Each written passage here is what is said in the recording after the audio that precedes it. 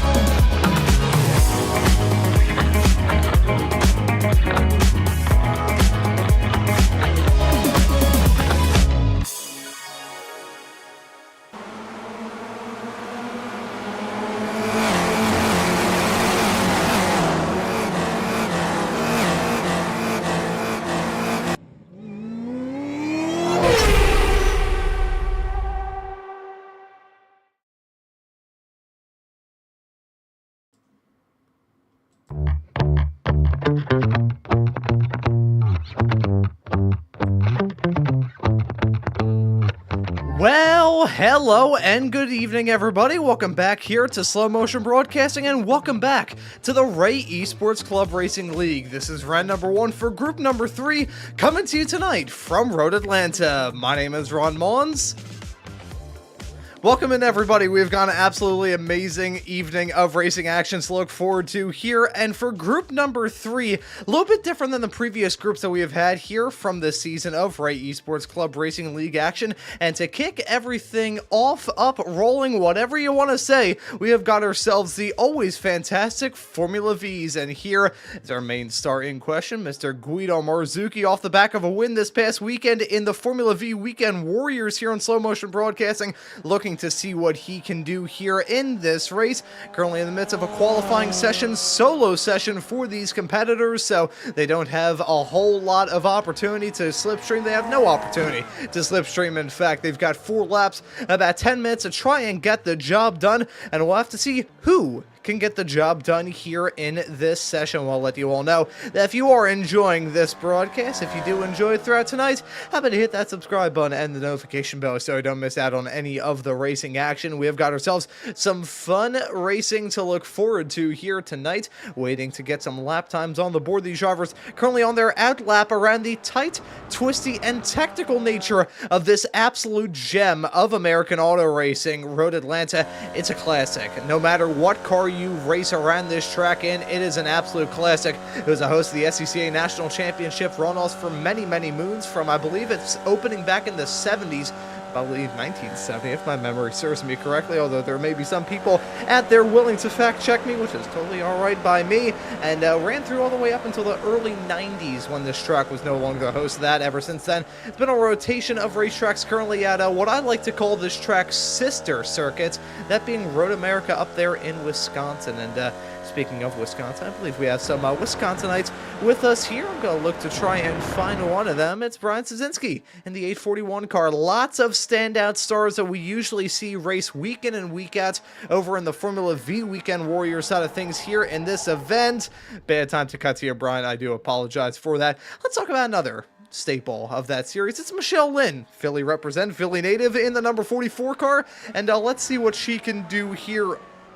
If my memory serves me correctly, I'm trying to remember if we did see her last week or not. I don't think we have thus far this season. Worst time for me to get the hiccups in the world, but it will be nice to see her out there on the racetrack in the 44 machine. And skipping out on watching the Flyers game, I don't even want to know how they're performing. I say that the Flyers have been doing quite well for themselves up to this point in this season. So, you know, we'll take the wins when we can get them. That we most certainly will. Just waiting for the first times to get put on the board. You can see the time already gone in this session. That's the thing with these Formula Vs, so painfully slow on a racetrack. I love them.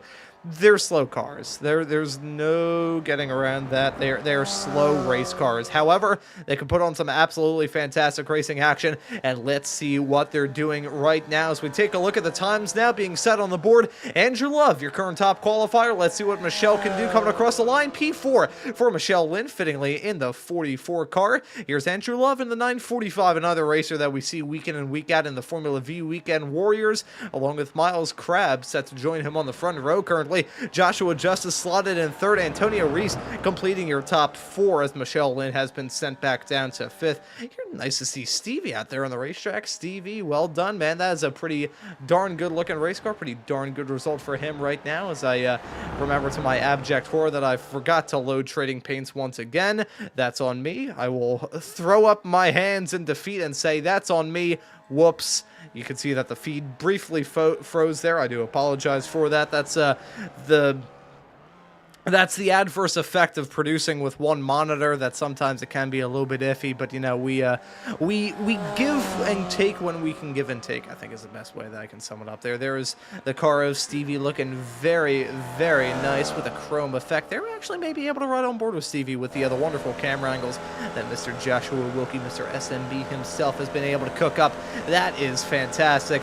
I will say that I can actually feel the heat coming off my graphics card right now as we ride on board with him. So I think we're going to switch from that camera angle and move on to some other drivers. Wayne Buttermore out there on the racetrack, pretty much right behind him. Hey, it looks like they're on the racetrack together, which they are not, but I'm going to keep up the illusion that they are, because compared to real life racing, this is quite the bit of mind trickery. Just saw a good lap time from Jim Brewster, and Andrew Moran jumps up high as well. That's P5 from him as Guido gonna jump up to the pole in the number 19 car. What a stormer of a lap from Guido. A 144.766 is his time here. Love to see Guido up in the front. We're definitely not biased because he is part of the crew here at Slow Motion Broadcasting. And subscribe, hit that subscribe button and the notification bell. I need to put together a compilation of these like subscriber mentions to see how shallow they get over time, because I can imagine they've gotten pretty tiresome. I can assure you that much. But nice to see Guido out there on the racetrack. Do want to give some love to a driver who I've commentated many times before here in the Ray Esports world. It's Trip Isley in the number 60 car, real life racer with the SCCA, running strong at the moment in 9th, as Matt Thompson currently completing her top 10 right in tow. Brian Szynski just improved to a nice little lap time for him. That jumps him up into P16.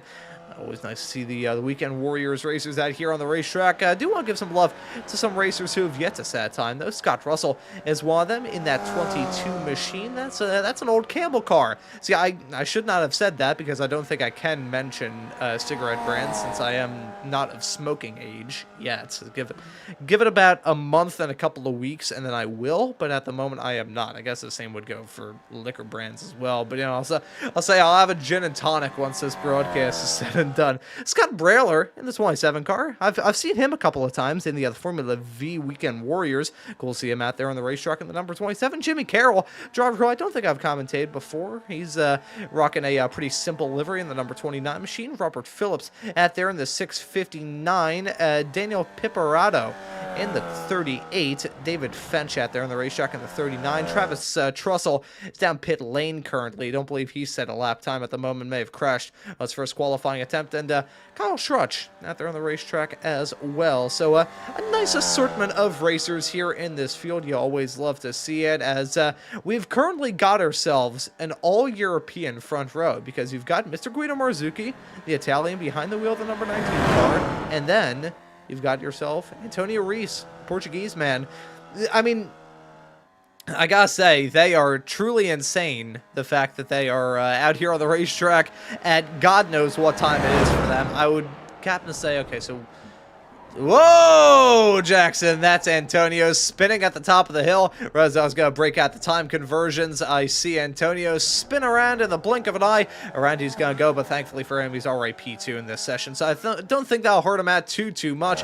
Miles Grab still running laps out there on the racetrack. So is Josh Justice. Justin Huffman, cool to see him out there on the racetrack. I'm going to look to see whether or not Jameson is out there as well. The other father-son duo, real-life Formula Enterprise racers with the SCCA, and have commentated some pretty good races. Here's a fun one. So it was a Tuesday night Ray Esports race back when they were on the other channel, PBS Kids as I refer to them as nowadays.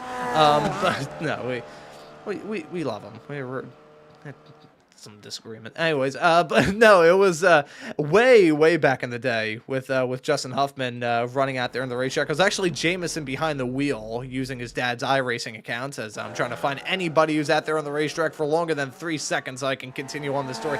We'll jump to Brian. Love you, Brian.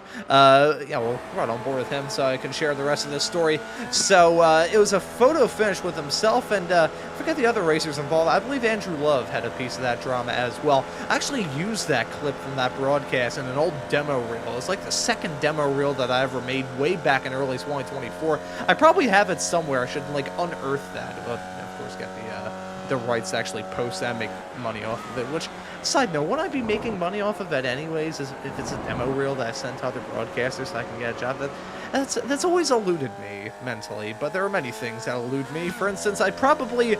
If you didn't teach me at a young age, I probably would not know how to open up a bottle of soda, and one time I got stumped by a can of Spam. But nonetheless, let's take a look at the starting grid here in a couple of moments, with qualifying officially wrapped up, officially done, dusted, and taken care of.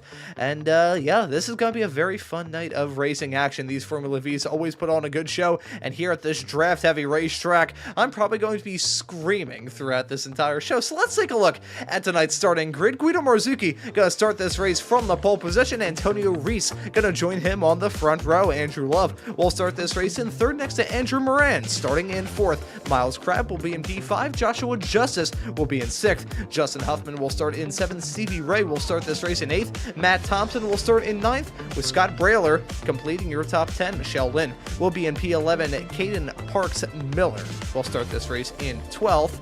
And hey, if you think that's it, You'd be wrong. Let's go through the next page. Jim Brewster got to start this race in lucky number P13. Trip Isley Gubby in 14th. John Vogel will start this race in 15th place, with Ryan Szynski alongside completing row number 8. LaShawn Young Dilworth will start this race in 17th. That's Latimer. Let's cut back to the scenic cam. There we go. Lovely. Thank you very much to myself. Byron Hayes will start this race in 18th. Scott Russell in 19th. Chuck Labano will start this race running at your top 20. Seth Bowman will be in 21st. Freddie Weaver in 22nd. It keeps going back to the TV camera. God dang it. Wayne Buttermore will start this race in 23rd. Edgar Sancinelli will be in 24th. And then we have another page. Jake Schilling will start in 25th. Brandon Carl in 26th. Gary Kittle in 27th. Norris Halsey will start in P28. Mark Sherman in 29th. Joe Cicchetti in 30th. Scott Brooks will start in 31st. Cole Lane in 32nd. Mike Key in 33rd.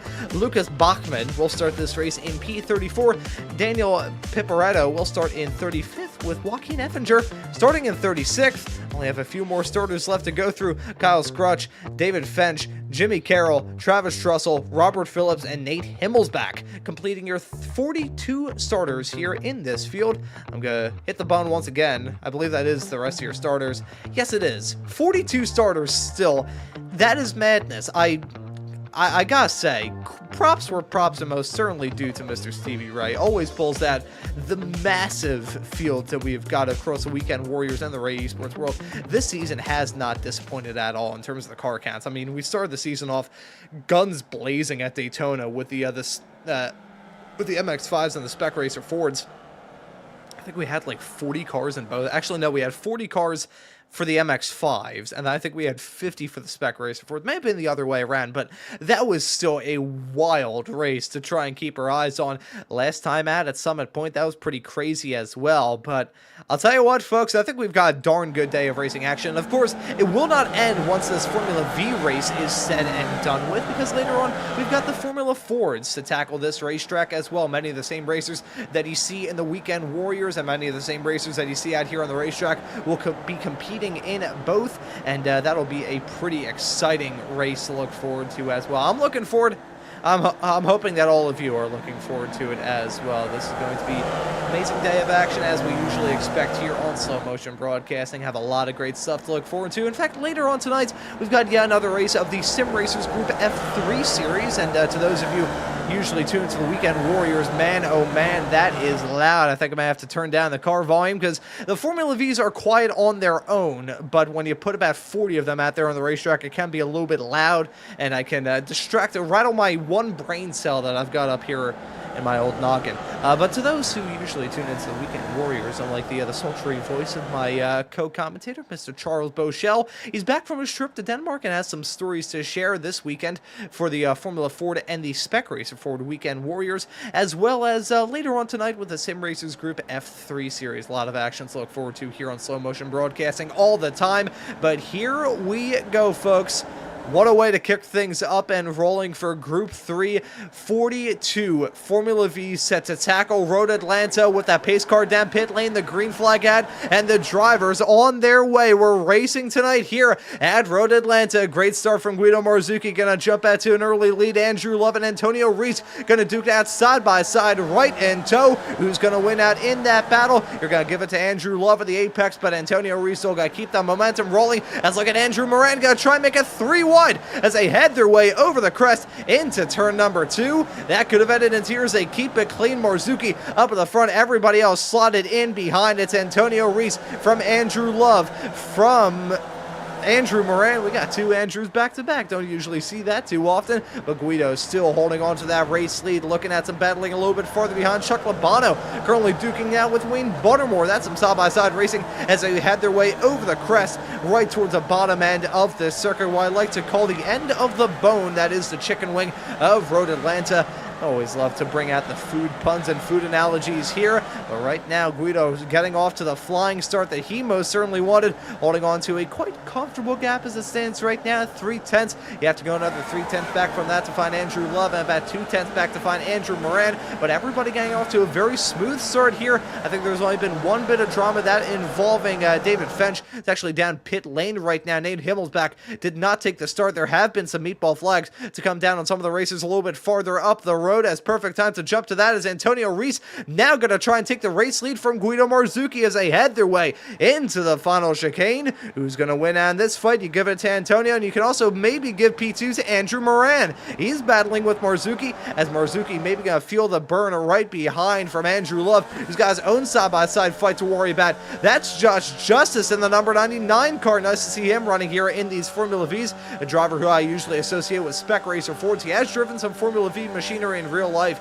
and he is darn good on iRacing in these cars. Let's see what he can do as he tries to get a move done on Andrew Love right in tow of Marzucchi, side by side as they head their way out of 1 through 2, 3, and 4 right about now. Have a good feeling about that for Andrew Love as he holds on to that spot, and that's Justice slipping back in tow. Scott Brailer got to pick up a slowdown penalty running wide heading off through turn number 3. He's running at 14th at the moment, and we'll jump to the gearbox cam and slowly but surely see the likes of John Vogel and Chuck Labano catch him up and blow his doors off. Stevie Ray with a moment. That's heading his way over the crest of the hill.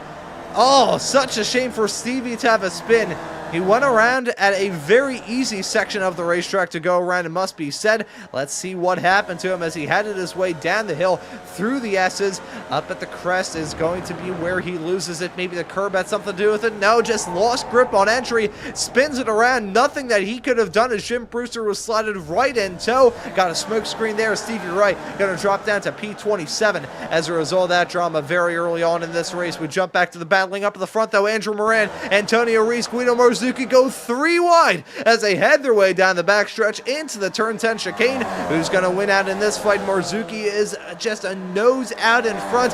Will he have the advantage at the braking zone? He will. That's Guido jumping his way up into P1 once again. Andrew Moran, though, give some love to him. He's a flyer of a start right there as one driver starting to drop down is Matt Thompson, and that's why he's dropping down. Quick trip off into the grass. That's going to be a scary moment as they head their way under the bridge, down the hill, into the final turn. This is a pack of Formula Vs right now. You'll love to see it from our perspective here in the broadcast booth. For those racers out there on the racetrack, though, it is slightly horrifying. Michelle Lynn finds herself at the front end of this Hornet's Nest, leading them off like the Pied Piper, heading down into turn number 2. Has contact made right behind. Turn 1, my apologies. I think that was Jim Brewster that just got augured straight off the racetrack. I think he may have not gotten the worst end of the stick and all that, though, as I think Andrew Love has also run into some difficulties as well. What in the world is happening as they head their way through turn number 2? Michelle Lynn dropping down Stevie Ray, gonna pick off all the spots that he lost just a few moments ago. We were thinking that it was going so smooth for so long,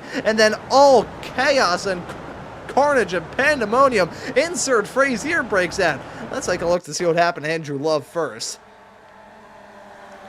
So this is heading his way into turn number 2 and 3. This 2, 3, and 4 section, very easy to loop it around with a whack of the curb. Definitely a whack of the car right in tow. There was a touch. Andrew gets spun, and then we wait for that field to approach.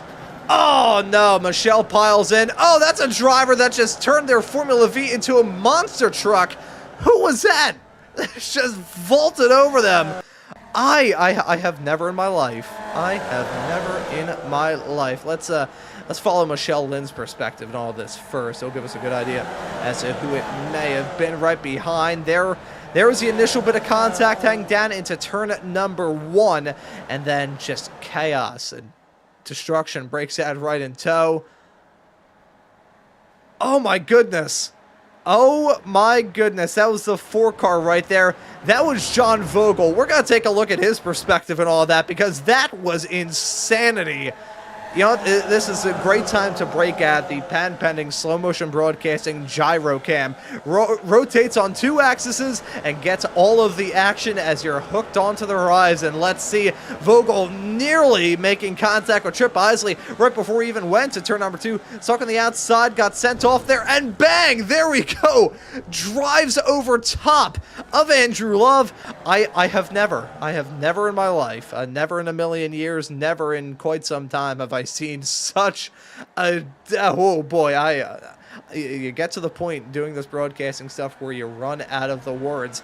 Give it to the Ray Esports drivers, though. They put on some of the best racing, and occasionally when it does go slightly awry, they also give us some of the best looking crashes, too. I'm sorry, that is just goofy seeing a Formula V car get turned into a monster truck. You don't love to see it, but in terms of crashes, you love to see it on iRacing instead of in real life. And in real life, a lot of paperwork, probably have to pour out a couple of drinks. Here, though, you can just reset back to pit lane. Your race is pretty much ruined, but, you know, could be a heck of a lot worse. 3-wide action here with Guido Marzucchi, Andrew Moran, and Antonio Reese. This is a battle for third, as they have third, second, and first, as these top three have just booked it off into the sunset. I mean, you can see the likes of Josh Justice, Justin Huffman, and excuse me, Miles Crabbe a little bit farther back into. I think Miles, he was the one that was involved in the Andrew Love incident heading down to turn number 2, so that's part of the reason why he's dropped down, as has Scott Russell. Something's going on with him, and I don't think he's alone, as Mark Sherman very slow through the chicane as well. I think things have gone awry for both of those competitors. Tough break for them, as up towards the front it is still rather smooth with Guido. See, the thing about broadcasting a race with about 42 Formula Vs is you can't focus on everybody. We certainly try, but there's only so much you can do. I have 2 arms, 2 legs, 10 fingers, and 2 eyeballs. Albeit one of them doesn't really work too well, so we'll just count that as 1.5.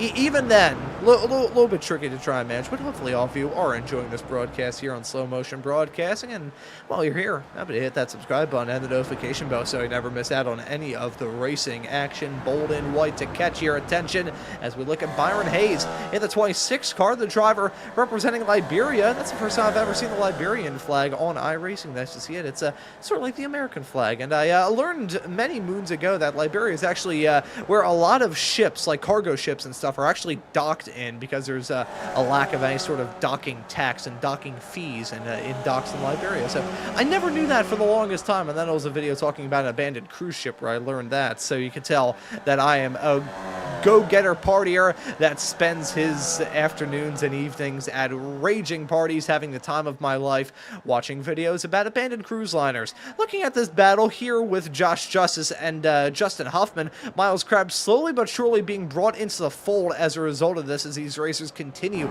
to duke it out for the P4 spot.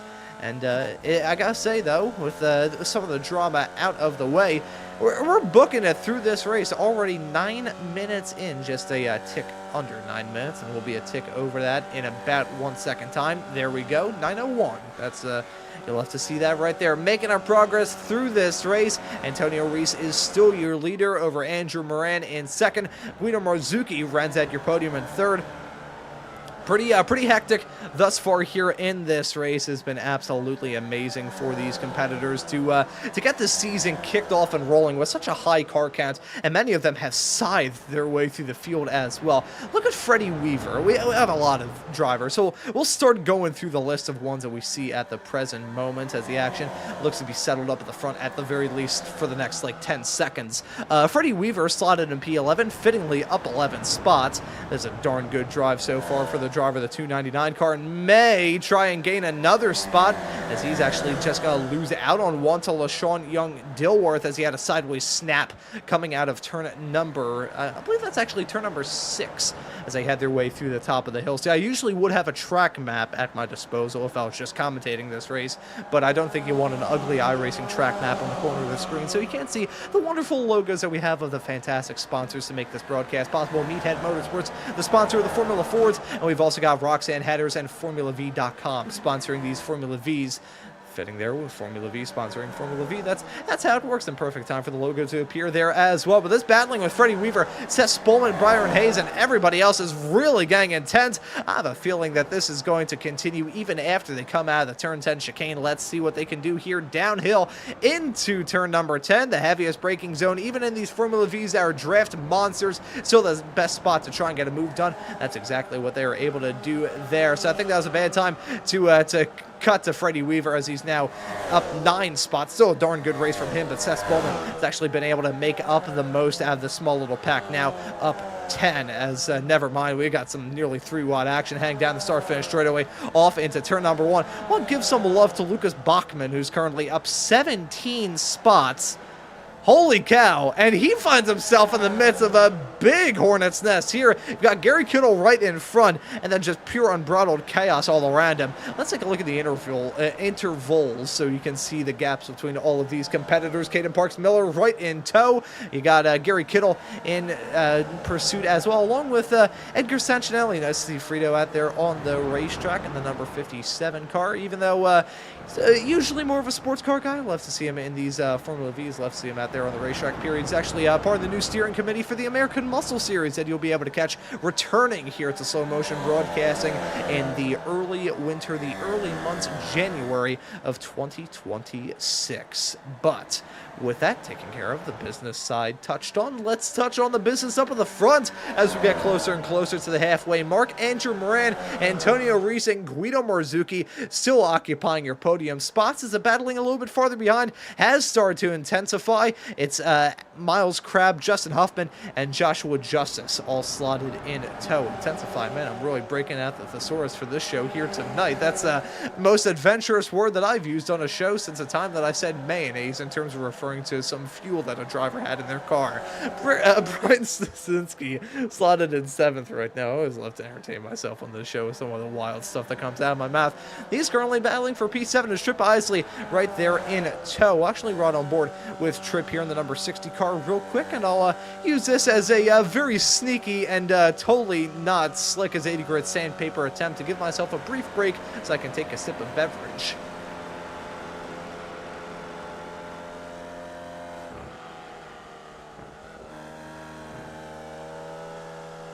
See, I'm not sure if this is the right show to say, you know what, instead of having water, let me have some Pepsi. Actually, that is kind of fitting because Pepsi does have like a small little bit of caffeine in it.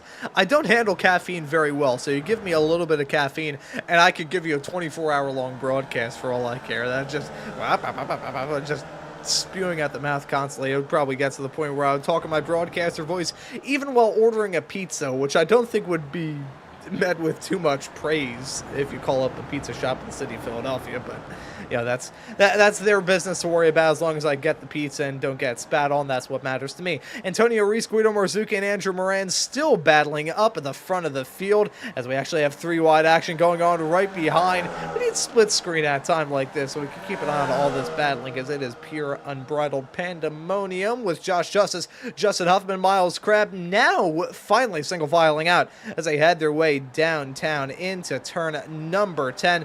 The chicane has been one of the later additions made to Road Atlanta. This track for the longest time had a completely flat out run. I think there were like a couple of S's thrown in the midst at the very end where the chicane is now, but for the longest time it was pretty much a straight line blast from the bottom end of the track, as I called it, the end of the bone of the chicken wing that is Road Atlanta, all the way through to that downhill section to complete off the lap. That had to have been terrifying back in the 80s when the SCCA National Championship runoffs were being held here every single year. That had to have been I think, see, there are not many times in my own racing adventures when I think about other people's racing adventures where I would use the term horrifying. I once had both of my tie rods blow out of my shifter cart going 70 miles an hour and I came to a stop at 90 feet. That was a pretty sick collision. My foot can attest to that because my feet used to be somewhat narrow, then they got a little bit wider when I put on a couple of pounds, and then after that they're basically duck feet up at the front. As Antonio Reese, something's going on with him. He's gone off the circuit. What is the deal with Antonio? He loops it, heading through the back end of the racetrack. What has gone on for the driver of the 914? Well, I'll tell you what went on. He went off the track. That I can deduce right off the bat. So much drama going on out there on the racetrack. I'm having to scroll for 1,000 years just to figure out and get to the bottom of what the deal was for Antonio. That's a shame, though. It's running so strongly in this race, but things can change in the blink of an eye, and unfortunately for Antonio, they just did. Let's see what happened here. Riding on board. Oh no, he ran to the back of Guido. hit the back of Guido Marzuki right in front of him, heading through turn number 6, and nothing that he could do but just loop that car around, spin it off into the grass, and try and get it stopped within a reasonable period of time and rejoin the racetrack without any further incident. That is such a shame. He now pretty much finds himself effectively in no man's land. That's such a shame. Antonio, fantastic racer in the Weekend Warriors side of things, runs strongly in the Formula Fords, runs strongly in the Vs and in the Spec Racers as well. Very versatile race car driver, but unfortunately for him, that small little trip up going to affect him, I think. In the midst of all of it, it's also going to affect this battle up towards the front, as well as Guido may be thinking that Antonio is still hooked up to the back of him, as he carried a whole lot of speed heading down into turn number 3. That could have ended in catastrophe, but he did not.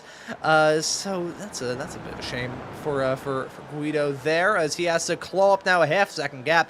That is not insurmountable at all. I mean, hey, we've still got about half this race left to go, a little bit under, but you know, we take the wins when we can get them, and I'm sure Guido will be very happy to take another win. He's done well here in Formula V's before. Of course, won the Formula V Weekend Warriors race this past Saturday here on SMB, and last season in the Ray Esports Club Racing League was able to get a win at VIR. So VIR, always a happy hunting ground for the Prince of Virgins, as he likes to call himself there, the VIR Maestro. But now let's see what he can do here at Road Atlanta, as he's now side by side once again with Andrew Moran. You know how I said that gap was by no means insurmountable? Yeah, half a lap and bang, there he goes back up in front.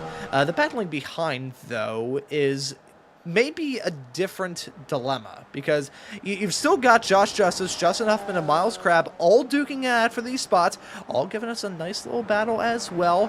But he'll look a little bit farther up the road.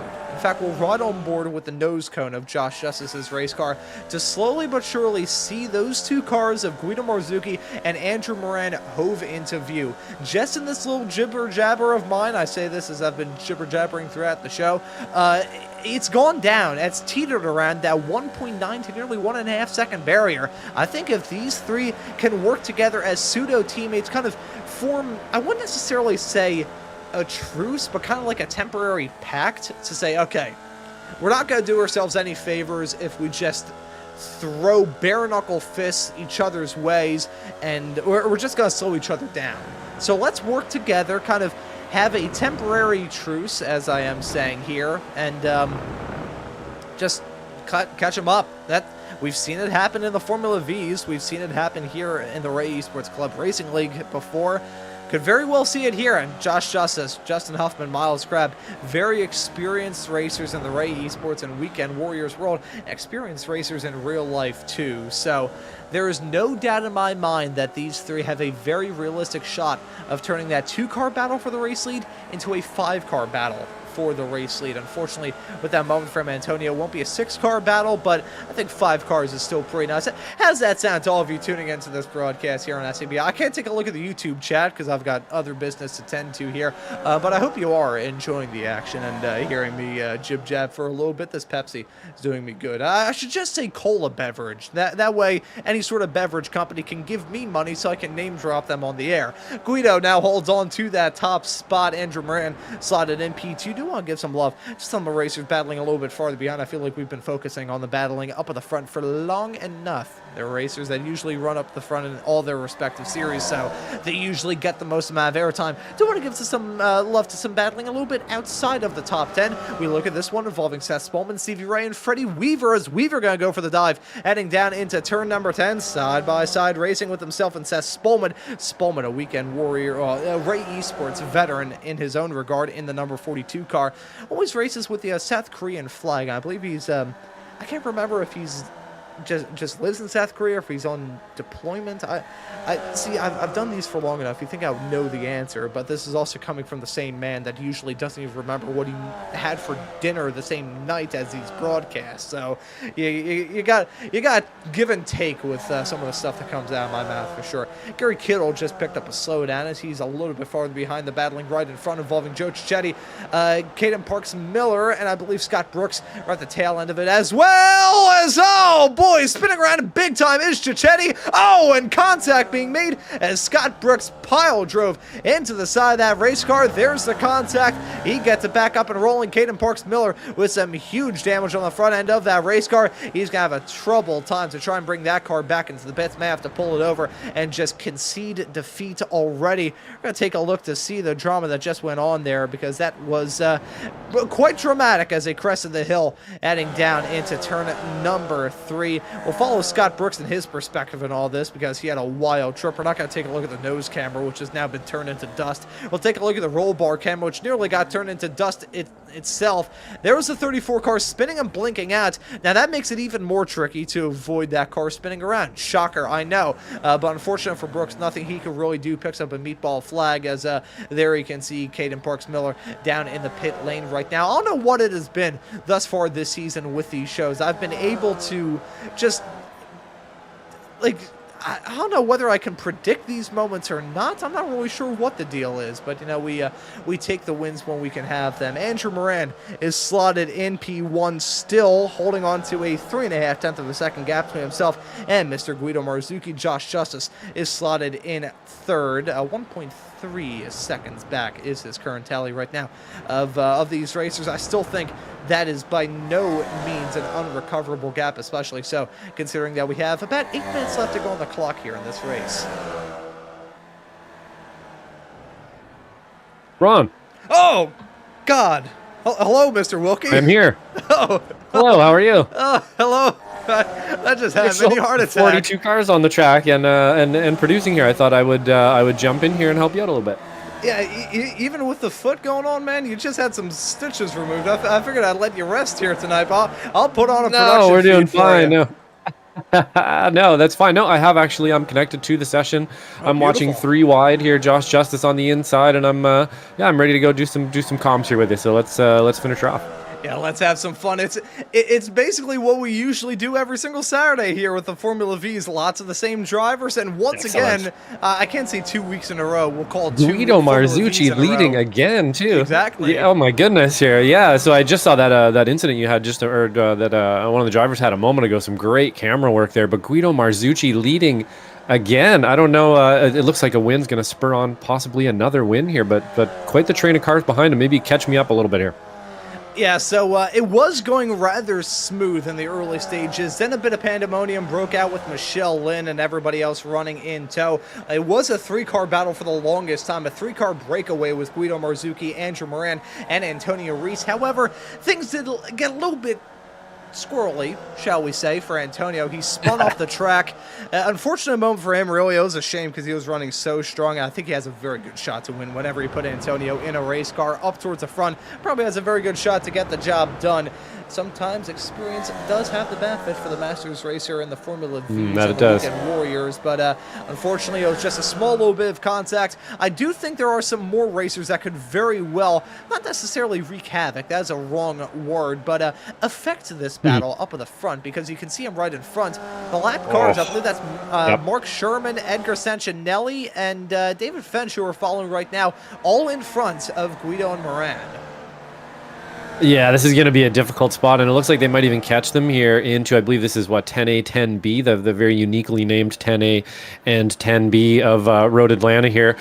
Not an easy corner to get through, especially too wide, and even more so when you're trying to get through some traffic. Doesn't look like they're going to catch them quite this lap, but yeah, there is a few spots you can let people by around here, but there's a few really bad spots too. You do not want to catch somebody in the wiggly stuff there going down the hill. You see Josh Justice in the background there taking both of those drivers in. Oh, and we have a spinner in 10B. Not sure who that was. Yeah, I'm looking through, I believe, trying to figure out exactly who that was right as I try and respond to the litany of messages. I could see you just asking, do you need some help in there? I'm like, no, I'm crazy enough. I could do a show on my own. I realized you couldn't see my messages, and I'm like, I should probably just jump in here. Yeah. I'm glad I'm here, as Guido's actually now fighting for the lead. Andrew Moran's taken the lead through T1 here. Pretty ballsy move through T1 actually to take that lead down the front straight. Not an easy one. You really got to get a good run down there. Probably a decent place to be, though, I'd say, for Guido at this point. You don't necessarily want to be leading near the end of the race here, and we are getting into the wee hours. Josh Justice looking like he is beginning to pull away a little bit, perhaps, from the drivers behind him, showing a little bit of pace there. Again, it's going to be difficult down this back straightaway to hold on to anything, and we are catching up to some lap traffic. that looks like it's going to make things interesting just in time for the finish of the race. Yeah, that lap traffic slowly but surely playing a factor in this. You got to keep an eye on this gap. I did this shot a little bit earlier on, and I'll do it once again. This time, those cars, those small little colorful exhaust fuming blobs right in front are really starting to become bigger in the view of Josh Justice's eyes. Certainly from his nose cone shot, you can see those cars closing up that gap slowly but surely. With that side-by-side battling now going on between those racers, this is going to be even more time that those three behind can close up unless they can get their petty squabbles taken care of as well as they go side-by-side right behind. 4 minutes left on the clock, so I believe this is going to be 3 laps left to go here at the line. And right now, between Marzuki and Moran, it's anybody's race. You throw in Huffman, Justice, and Crab, it truly is everybody's race from there. Yeah, absolutely. Just getting myself caught up with the names here. Again, looking at the paint schemes I haven't seen in a while there. Miles Crab, Trip Isley, the Huffman, have not seen them on track for a little while myself personally. So, yeah, definitely some top drivers there for sure. We've seen all of those drivers I just named win in different machinery all over the Ray Esports world and universe here in different ways. You can see Josh Justice there. I believe that's with Justin Huffman really going back and forth here in the last couple laps. So we saw Huffman take the lead from Josh, and then now we've got back to Huffman again, back to Justice again, as we see Guido as well, kind of trying to pull away here as hard as you possibly can at this stage. Only a few minutes left. You can possibly stretch that gap, catch this lap traffic in front of you, maybe put a car between you and your competitor. That's what I would be aiming to do right now if I was Guido. I want to catch that guy in front. I want to make sure I get there before 10A, 10B. Maybe, maybe Andrew has a bit of a hard time with him, and you can get away from him. What is going on there? That's a lap car, my apologies, but I gotta say, Justin Huffman, he just had a slowdown that has really taken him out of the fight. You can see that gap has ballooned to about 1.7 seconds as right up at the front. You can see the gap is still somewhat strong between these two, and I think as much as that certainly affected Justin Huffman's race, it's going to affect Josh Justice as well, because he no longer has that sparring partner, no longer has that drafting partner. That's going to make it a much more difficult task for Josh Justice to try and close up that now 1.2 second gap between himself and Guido and Moran right in tow. So that battling maybe just going to be a 2-car fight to the line unless Josh Justice can really pull a rabbit out of his hat. 2 laps left to go here now at Road Atlanta, as we also just saw some word a little bit farther behind of actually a disqualification. So Robert Phillips, I believe, in that race car, who was able to pick up a DQ, but I will double check that with my own memory, which, as I said a little bit earlier on, can be a little bit iffy. I'll pass it back off to you, Josh, as we still see these racers up in P1 and P2 battling just as they have been throughout all of this race.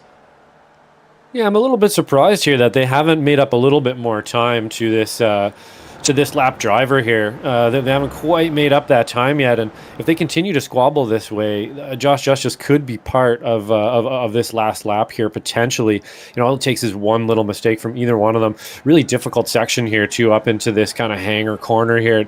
Really got to get out wide to this curb, touch it, get back in, and get on the power as early as you possibly can, and use that runoff. As we can see Guido Marzucci's here. We'll see kind of how this draft works here and how much he can draft. And I think now would be the time to jump for sure. So if you get this draft, instead of just holding it, you're probably going to want to use it, that slingshot, and get away from Josh Justice. We see him pull out. He did actually lift a little bit there, didn't he? You can hear him feathering the throttle. He doesn't quite want that draft yet, and that's a little bit surprising. Maybe not too worried about Josh Justice behind at the moment here, but still haven't quite caught up to these lap drivers in the front yet. I'm a little bit surprised by that. I got a little bit of pace up there. Yeah, once they catch into that draft, however, that will be when it really starts to close up. The white flag going to be in the air, this time by one more lap of racing action here at Road Atlanta for the opening race of Group 3 for the Ray Esports Club Racing League. That's Andrew Moran and Guido Marzucci, covered by about a 10th and a half as they head their way down into turn number 1. Slow down a little bit farther behind for Matt Thompson. That'll give P9 to Jim Brewster, but Moran held on to the race lead. I think what Guido was doing there, he's like, nope, I'm not going to be the I'm not going to be the hole punch heading down that back straightaway, because if he's the hole punch, he's going to be second. That's another thing that he'll get. With that hole punch trophy, you're also going to get the silver medal in the midst of it as well. So I think that was very smart driving from Guido. He knows, hey, look, I'm not going to play your game unless we see these two pave paradise and put up a parking lot heading through some of the final turns, heading onto that back straightaway. I think it may be Moran's for the it may be Marzuki's for the taking. Let's just see.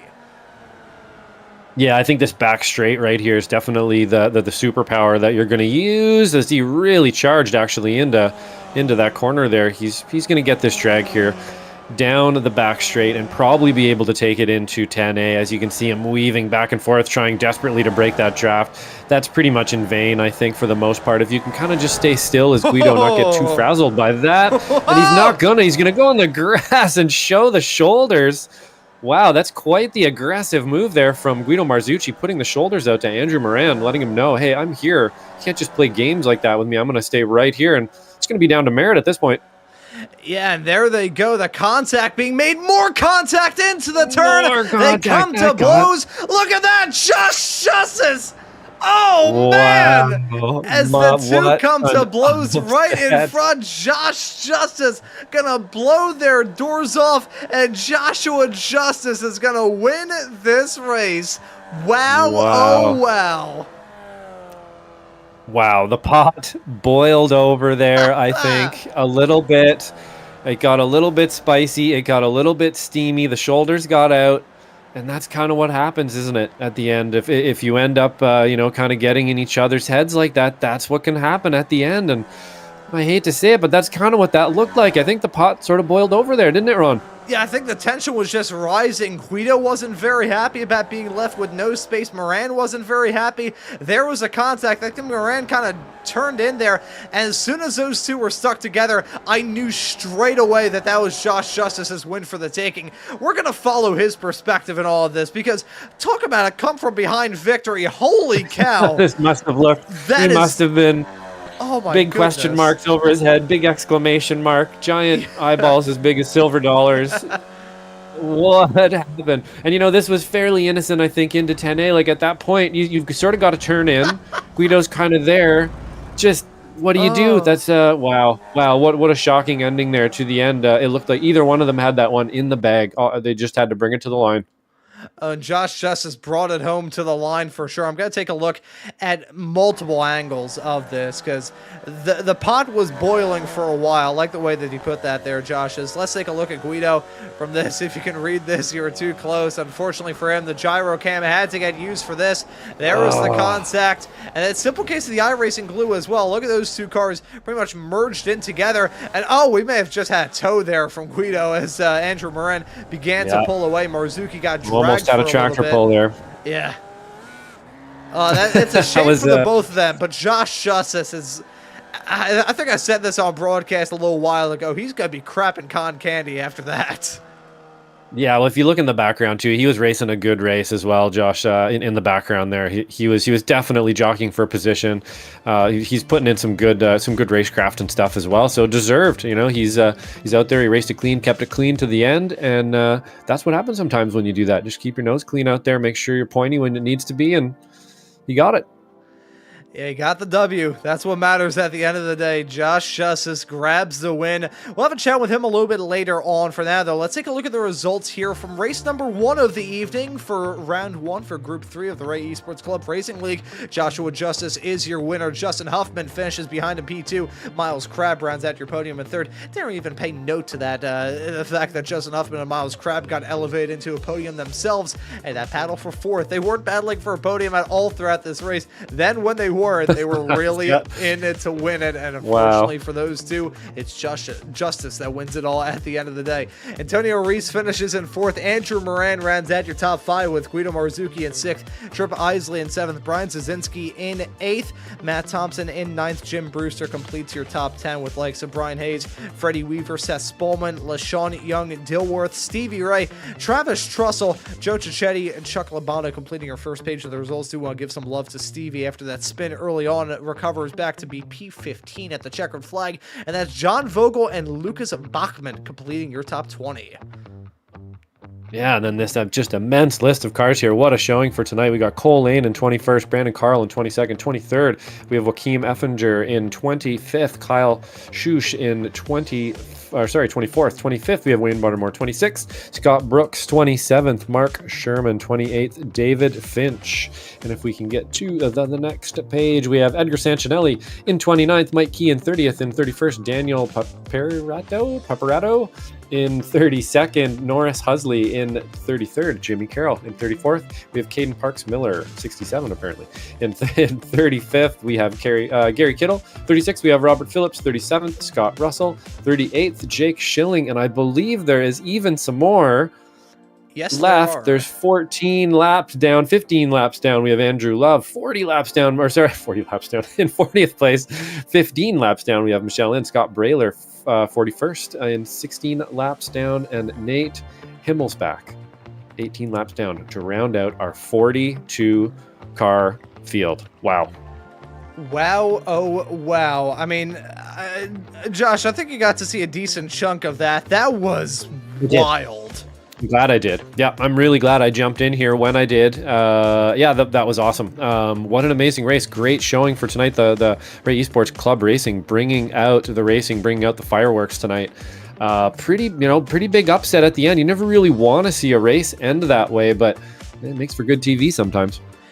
Yeah, and it made for some great TV at the end of this here on Slow Motion Broadcasting. So, that being said, we're going to take a quick little break, and then we're going to get our bearings straight and get ready for some Formula Ford action a little bit later on tonight here on Slow Motion Broadcasting. So we will be back after this. Stay tuned.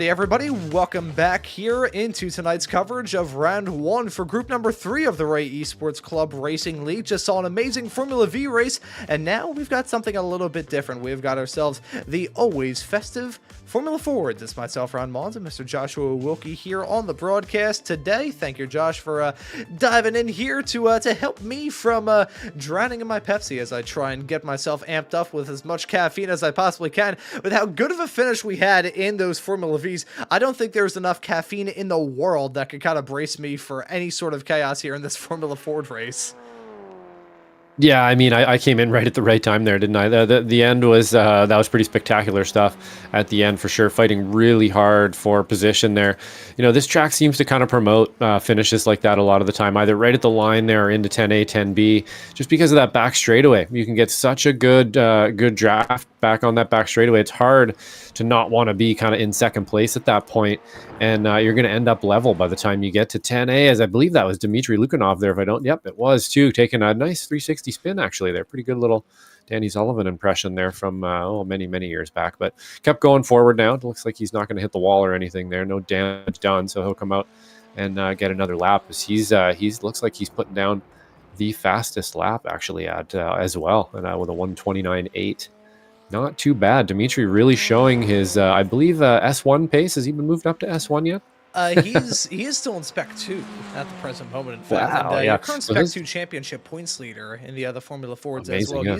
He's been running fantastic, and really nice to see him step up into these Ray Esports events as well. I think we saw a little bit of him last week for the Group 2 action here on Slow Motion Broadcasting with the old classic FR500 Mustangs, as well as the Spec Miatas running at Summit Point last time out, but Lukanov pretty darn good thus far this season over in the Weekend Warrior side of things. As let's look at another racer who's actually grabbed a win here in these Ray Esports Club Racing League events. It's Casey Knight behind the wheel of the 36th car, and nice to see her out there on the racetrack, running in 5th at the moment here in this session, saying a 1:30.380 as Lukanov holds on to the pole, and a 1:29.813. Yeah, definitely some pretty wild finishes actually. I believe I was in the Frock series there, I believe, or sorry, F-Rock. It's F-Rock, not Frock, or we're supposed to definitely say it. You know, it's obviously after the I-Rock series there. Some pretty awesome, beautiful paint jobs on the cars and stuff. Really cool idea with those Ferraris. Not only do they look awesome out there, but the racing has been just amazing. And yeah, having a lot of fun producing that one and doing a little bit of comms on it as well. And we saw Casey Knight taking a win there as well. So pretty spectacular stuff over there as well. But on to, you know, I'm going to have to get my trading paints up here as well on my end, because I'm having a bit of a difficult time with the paints here. I'm going to look up at your feed here, makes things a little bit easier. But yeah, this track, you know, it promotes racing a big time. You're going to get a lot of side-by-side around here. I think we've been here a lot. Like, a lot of people race here often, and the service brings you here often in lots of machinery. So you got a lot of drivers out there who are going to have pace and who are going to know this track well and think that maybe they have a little more speed than the person around them, and that makes things spicy, to say the least, as we saw in the last race. Yeah, I think they'll all have a very good shot of doing well here in this. You'll have to see a diverse group of racers as well. You think of Lukanov, the Spec 2 racer, made his Weekend Warriors debut a little bit earlier on this season. In fact, he has been racing with us for a very long time. Andrew Moran, occasionally see him out here on the racetrack. Miles Crabb, we've been covering him in these Ray Esports event for just about as long as we've been doing them together. Josh, Michelle Squire, very fast. Casey Knight, super fast, a veteran of iRacing in her own regard. So very experienced field that we have got here at the track at Road Atlanta for the latest round of this championship. I will say we got a lot of action to look forward to here on Slow Motion Broadcasting moving forward. Of course, the Formula V is going to be racing at Lebanon in the rain.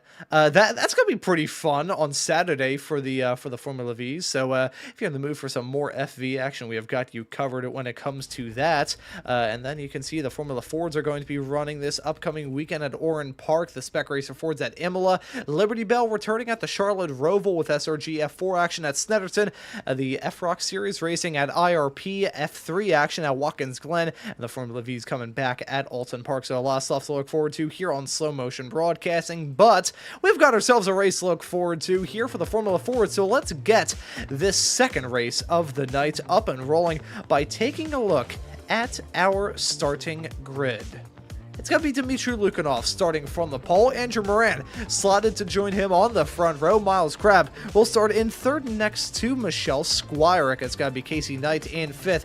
Christopher Hamilton in sixth. Scott Russell in seventh. Antonio Reese in P8. Stevie Ray will start this race in ninth with John Vogel completing your top 10.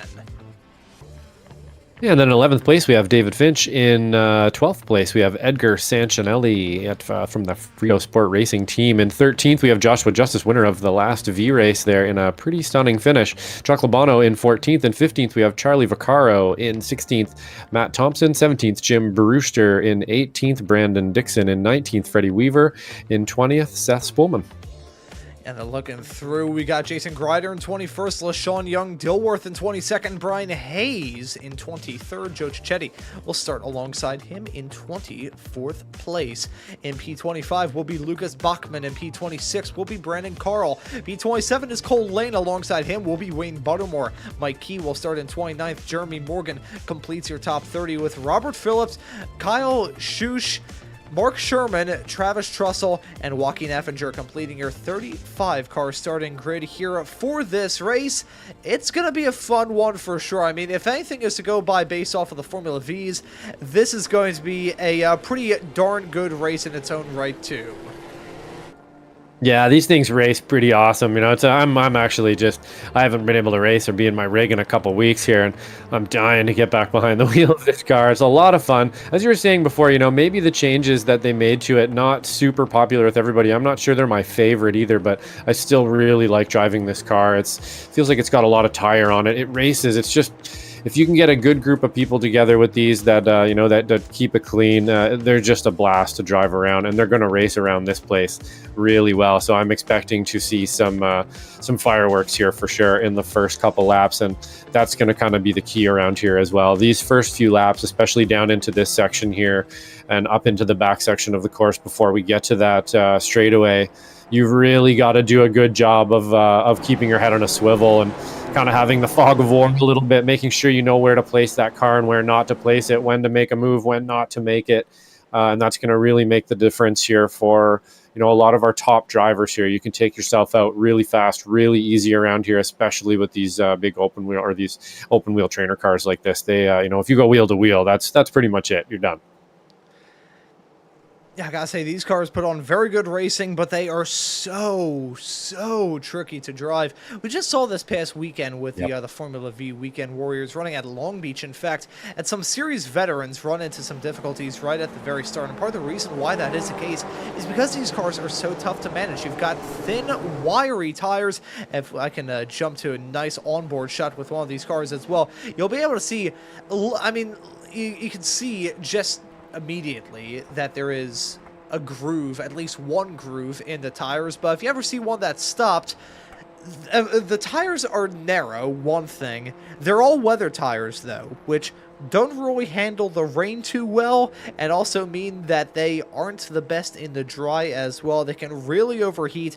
My dad pointed out, because there's less of a contact patch with the ground, there's more pressure being put into a smaller bit of rubber, so there's same amount of energy in less rubber, so a lot of stuff going on with these tires can make them very tough to handle here around this racetrack. But never mind the tires, these drivers have just got to suck it up, worry about that drama a little bit later as we wait for that green flag to come out, which it has now, and the drivers are on their way. Dmitry Lukhanov gonna get off to a flyer. Andrew Moran and Miles Crabb gonna duke it out for P2 right in tow. As you can see, the likes of Michelle Squirick and Casey Knight, the two teammates, duking it out as well for the final two spots inside the top 5. Everybody wants to lead lap 1 here at Road Atlanta, but more importantly, everybody wants to get through lap 1 clean.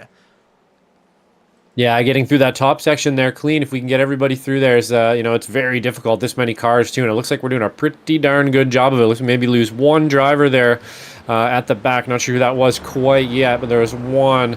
Everybody else seems to be coming through here really nice and pretty much single file for the most part. So we're clean through that first section. Oh! Now down to the back straight. And I missed Casey that. Knight. Oh, and we have Casey Knight off. Oh no, right at that rodeo section, right? We're on that bumpy section where it's so easy to get loose and get wide.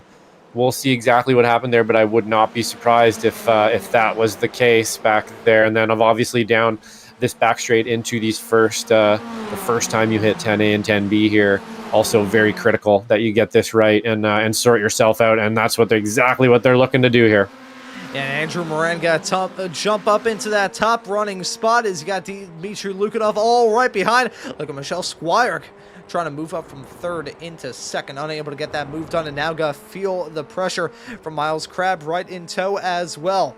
This is going to be an intense battle between these racers.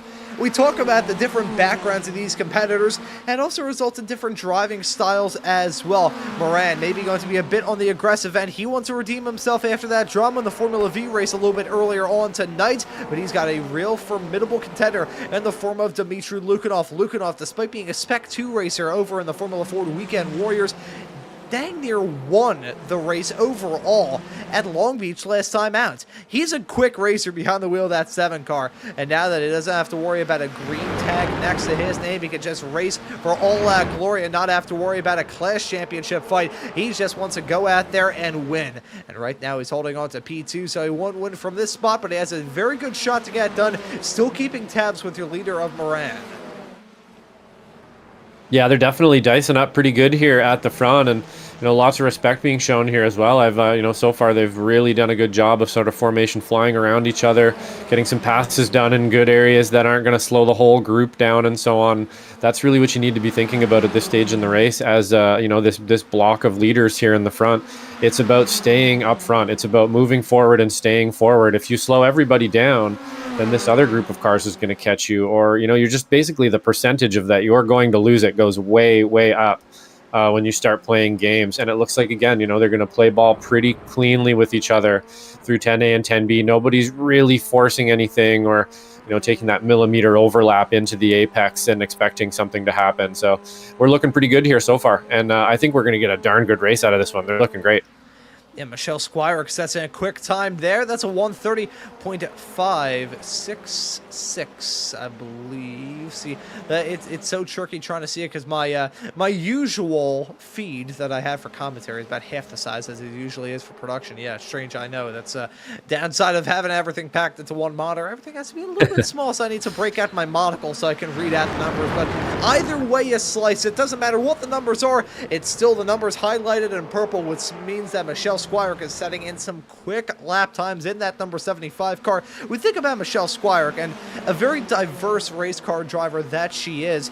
When we covered last season here for the Ray Esports Club Racing League, we actually showed a clip of Michelle Squire having a pretty bad crash in a Spec Miata car here. So I believe a suspension failure heading down into turn number 1, sent her off into the wall in a real life event that was taking place here. Michelle, a driver from Georgia. This is one of her, I believe, her hometown track on iRacing, as I don't believe the likes of Atlanta Motorsports Park. There may be a little bit closer. 3 wide. Oh yeah, I'm gonna hold off on talking about the history of Michelle Squire and how good of a race car driver she is, because she's got some good battling around her. Contact made. That was a big whack, but they got it stopped. That is insane. Andrew Moran running into the back. I wonder if there's some damage on either of those race cars. We're gonna have to load up a replay just to wrap up on the point. Michelle Squire has won in Ferrari Challenge cars here on SMB, has done well in Miatas.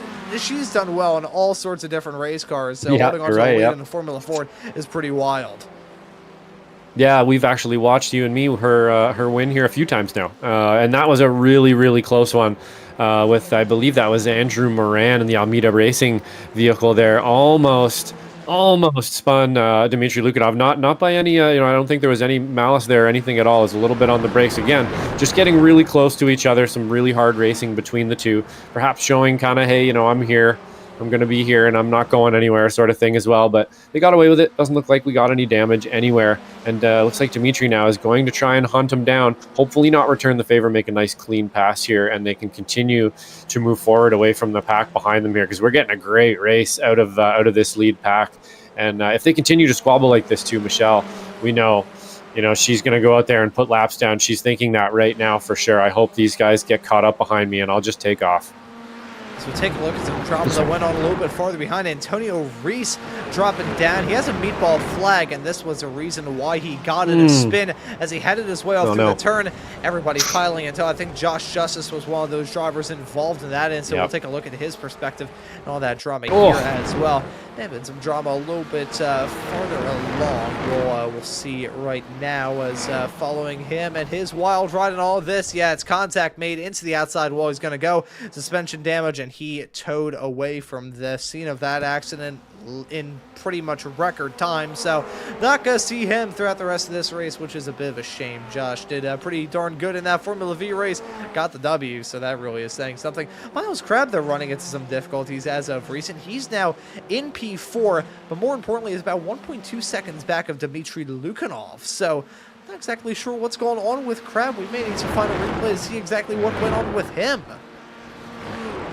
Yeah, actually, Crab being, I believe, the only real-life FF driver there in the field right now. Although we do have a bunch of Weekend Warrior royalty and royalty from perhaps other racing leagues as well, which is one of the beauty things of the Ray Club or the Ray Sports Club racing here, is that we do get that. We got people from a few different clubs and stuff all racing here together tonight, and we're really seeing kind of who can do what. Dmitry Lukhanov really showing off the pace here, one of the newer drivers with the Weekend Warriors, at least that I'm aware of, and really showing some pace. I actually diced up with him a little bit. He's got pace on me. I'm not trying to say that I am as fast or faster than him, but he's a great racer, and I've had a really good time racing him as well. So, yeah, it looks like Miles Crab here.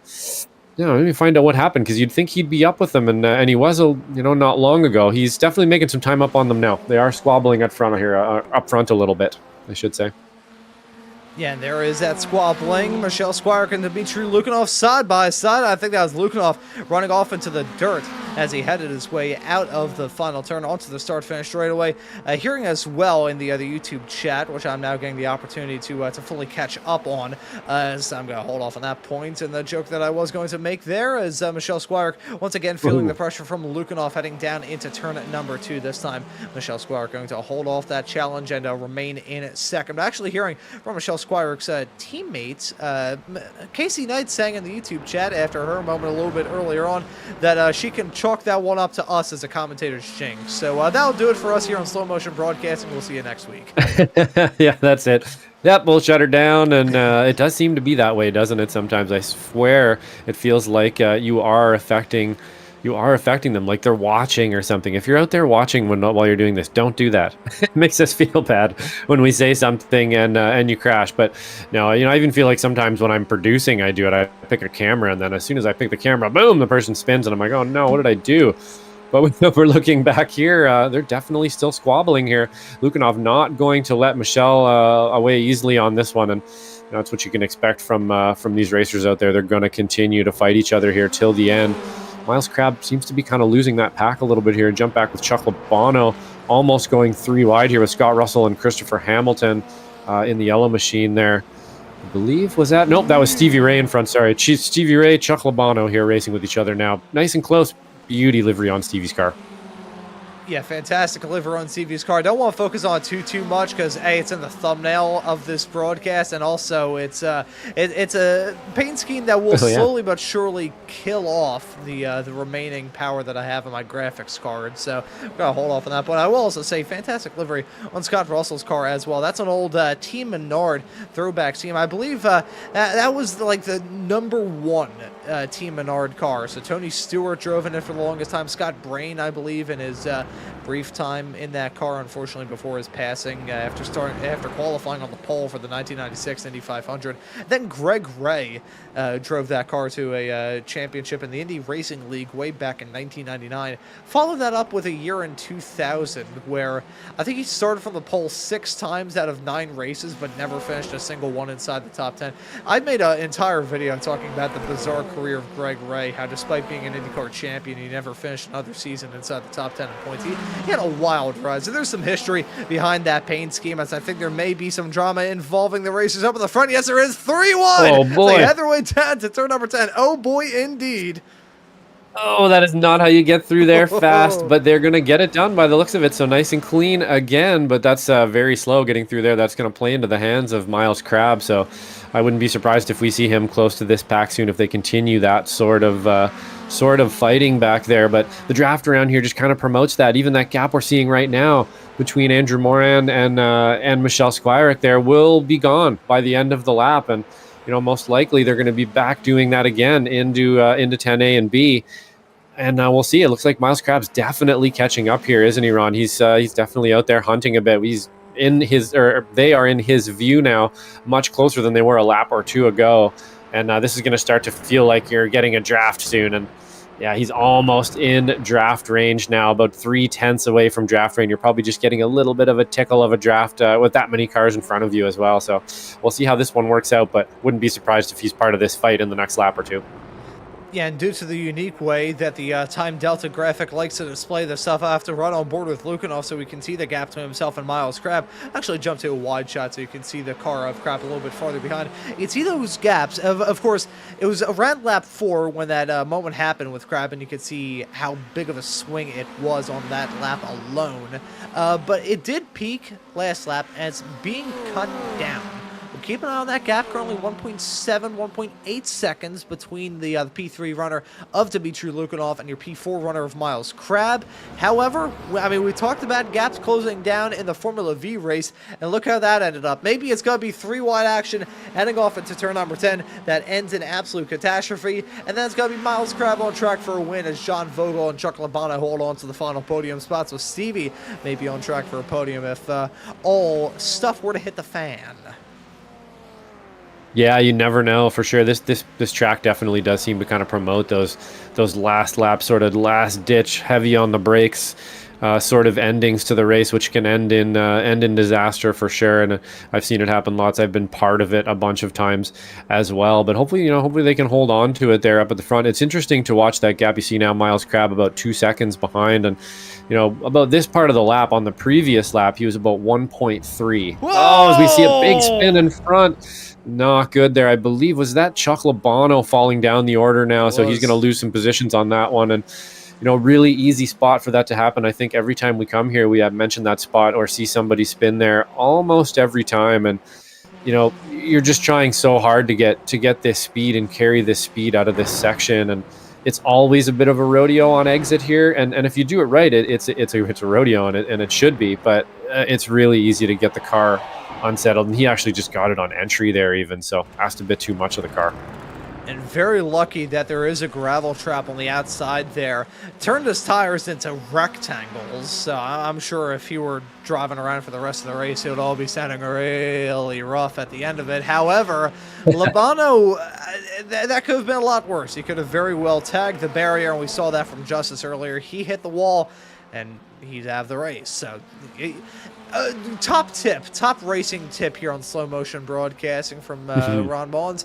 Avoid any sort of barriers when you're driving around a racetrack, as Stevie Ray got to jump his way up into 6th as a result of a slowdown from Scott Russell that he just served. Yeah, easy to get slowdowns around here as well, especially through this section right here. Very blind. One of my favorite sections on any racetrack, actually. I know some people probably think I'm crazy for saying that, but I actually like that section. When you get it right, it just feels great. I really like the hustle around here, but very easy to get the off track, especially this time, in the race where you start to feel a little bit comfortable. Maybe you've been racing the person in front of you for a while, the driver in front of you for a little while. You're feeling a little bit loose. You want to try to get a bit more exit, and it's really easy to do that. You got a pretty good race for, I believe, what's this, probably about from anywhere from about 17th to about 20th place here, fighting got a pretty good back of the pack race going on here, which is always really fun as well. It doesn't really matter where you are out there as long as you're racing somewhere, in my opinion. And we're definitely going tooth and nail here for what looks like about 17th place. Almost went 3 wide. Thought about it for a second there, I think, but thought better of it. And he's going to pull in behind here. And I bet you he's going to get a pretty good draft down here, be able to make this into 10A or B. Yeah, as much as these Formula Fords may not be the strongest drafters on iRacing, they draft just enough whereby you can really get the moves done as you hustle your way down this back straightaway off into the downhill braking zone before that turn 10 chicane. It was a nice move from David Finch, who we brought on board with, to jump into that spot, but the battling right behind between Lucas Bachman and LaShawn Young. Dilworth going to get intent in the run-up to turn 10. That's going to be Dilworth jumping his way up into that P18 spot as Lucas Bachman going to slip back in tow. He's now going to have to worry about some pressure from Cole Lane as Byron Hayes has his own little battle going on here right now, as that's a driver spinning right off in the back of shot. That's Brandon Dixon with a spin in the 5. Yeah, I'll have to see how that one happened there. I'm not sure if that was on his own or some battling. There's a bunch of battling going on here from about 17th back. Oh, looks like it's going to be on his own here. We'll get a quick replay. Some racing going on in the background behind him there too. Really easy to do that at this section of the course. You know, for some reason you hit that corner 14 times and, you know, you maybe hit it the same time 3 or 4 times out of those 14 times. And the rest of them, you know, you're lucky not to do that sometimes. So that's just the way that one's going to work out. Going to lose a couple positions. But again, you know, keeping it out of the wall, so no damage. And we got a big gap here from the lead. Something happened here. Something happened. Maybe fighting? Maybe just fighting. Nah, I think Michelle Squire's out of this race. We have Absolutely. Oh my goodness. Done for. What has happened to Michelle? Let's take a look at this. Heading her way down into turn number 1. Looking fine, looking fine, looking fine, looking all right. That's a lap car. Don't tell me it's a lap car. Please don't tell me it's a lap car. For the love of God, please don't tell me it's a lap car. It's a lap car. Oh, contact made.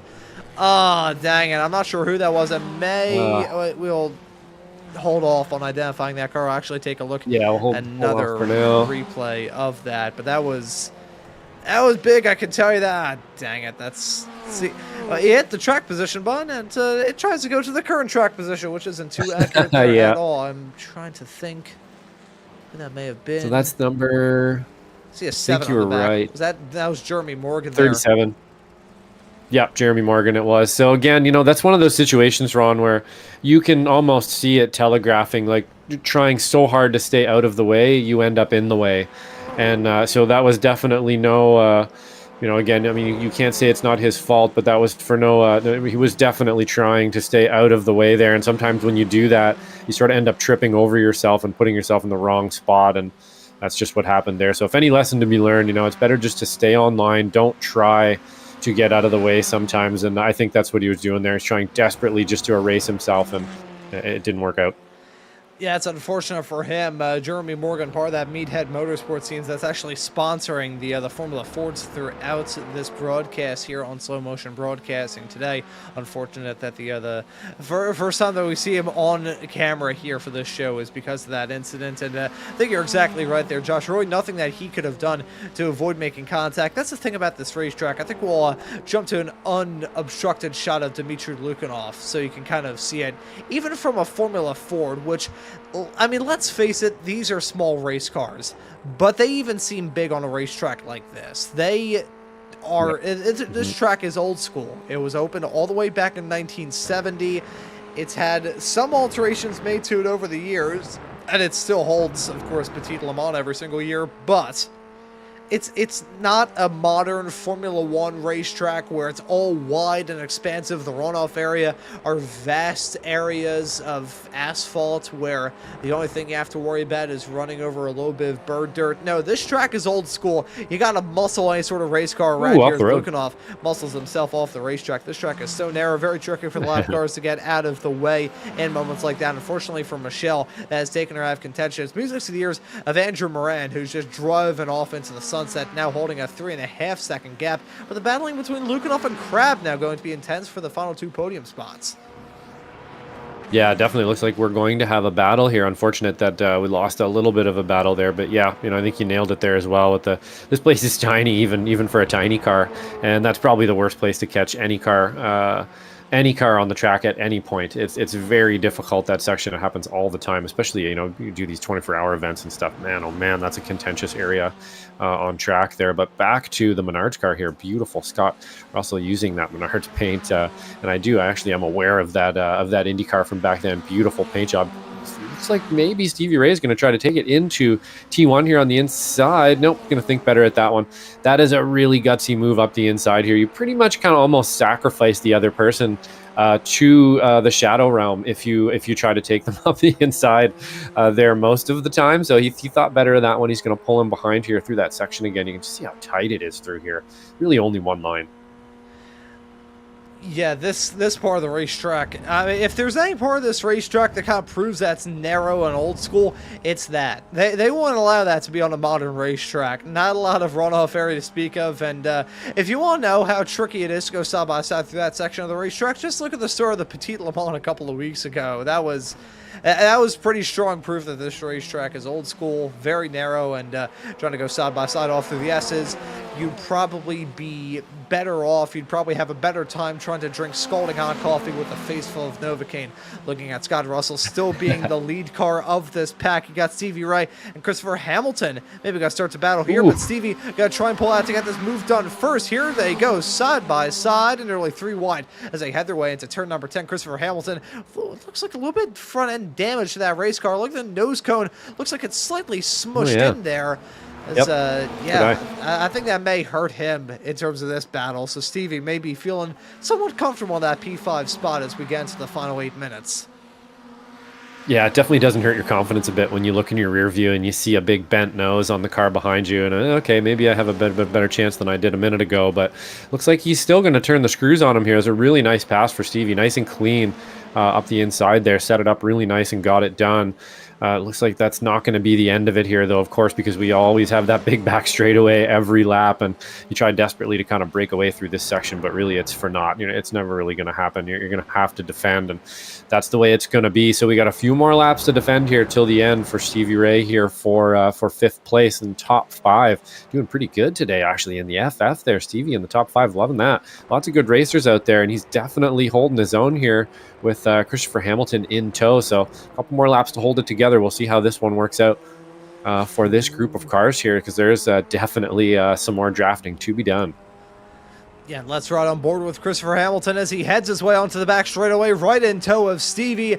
Will there be side-by-side racing? I have a feeling there most certainly will, and there we go. Hamilton pulls out on Stevie. Look at Scott Russell and Jim Brewster right in tow. They're going to have a bird's eye view of all of this as the side-by-side racing going to go on as they head their way down to turn number 10 through the braking zone. Down the gears are going to go, and that right there is Christopher Hamilton jumping his way up into P5. Nice to see that movie, even though he has a damage on the front end of that race car, able to keep it going. That's Scott Russell coming out pit lane. That is odd. I wonder if there's maybe some sort of fuel problem in that race car. Yeah, I would say, I mean, that's the only thing I can think of, other or maybe off tracks or something, but we didn't see him doing too much of that. So we do have a meatball flag for Chuck Labano out there. He's dropping down the order now. I believe yellow flag there for a moment, but yeah, that's going to kind of take him out of that fight. Yeah, Labano's dragging a wheel here, unfortunately. So something's happened there, but back to the other passes there. It looks like, again, for the top 5, they'll be going back and forth a little bit there. Stevie facilitating that pass for that one, and we'll pull into draft position for the next lap. See what happened here to Labano. Oh! Yep, tried to pull out to get the move done, and nothing that he could do. Just slammed straight into the concrete barrier. Labano. Oof. You can tell that was a very touch-and-go moment based off the fact that I made that noise that I did there. Labano got me with hits the wall. there. I thought I was at a Mexican restaurant for a second or something. That was, unfortunately, that was a pretty strange move that he decided to just swoop to the left really hard there. I think that was probably just trying to get into position for the pass, but kind of overdid it maybe. It was hard to tell from my view there. I just caught that, but yeah, unfortunate, right into the wall. Yeah, tried to pull out to get the move done, but pulled out a little bit too strong in the midst of all that. Nearly ended up in South Carolina as a result of all that. If that wall wasn't there, he would have had a wild trip off the racetrack. That's the thing with these Formula Fords. I mean, I've said this many, many times on the other Formula Ford Weekend Warriors broadcast. I'll say this once again. these cars would probably have about 16 times the downforce if you duct taped a bunch of Hot Wheels onto your helmet and got into the cockpit of one of these. They don't produce a lot of downforce on their own. They produce no downforce on their own, frankly. So in terms of the grip out there on the racetrack, there's one kind of grip you have, and that is mechanical.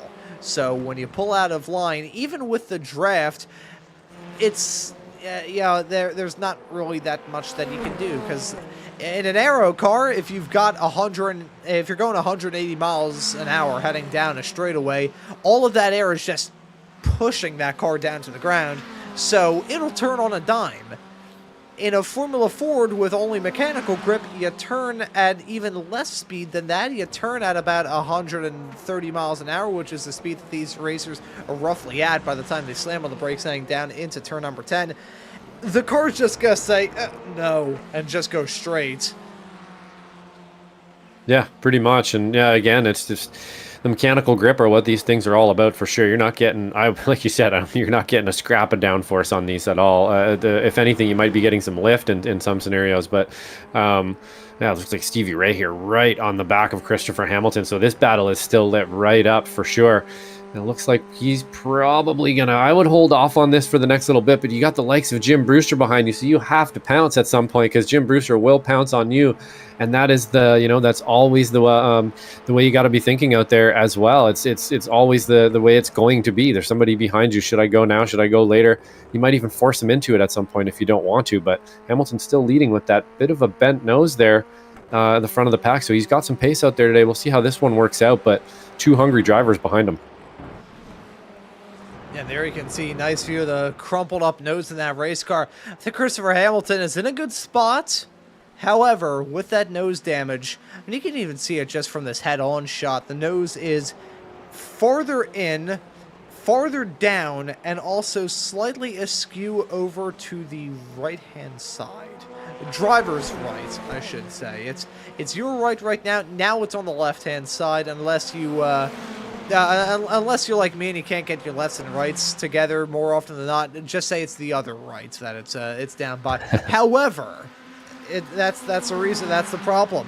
I mean, look at how easy Stevie just got that move done as they headed their way down the stretch into turn number 10. There's not a lot of aero to go around with these race cars, but the one little bit of aero that you do have is that nose cone. And if it's gone, your straight line speed's going to go with it.